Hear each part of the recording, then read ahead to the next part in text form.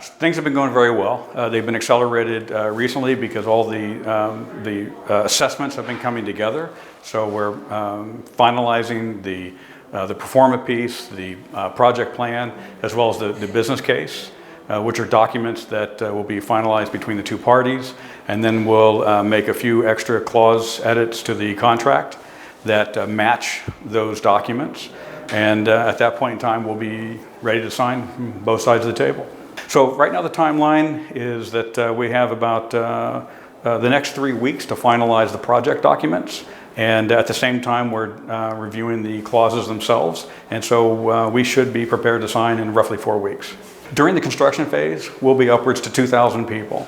And then during the operation phase, we're still looking at that, but it's roughly 500 to 600 people. That we're excited to get started as soon as possible. The opportunity that we have with the refinery here and the technology we're bringing in and the focus on the carbon footprint and the jobs themselves, as well as the ancillary jobs that we're looking to create, and working with the Arubans to start initiatives that they're interested in having here. This is truly going to be a collaboration, and we're excited about it.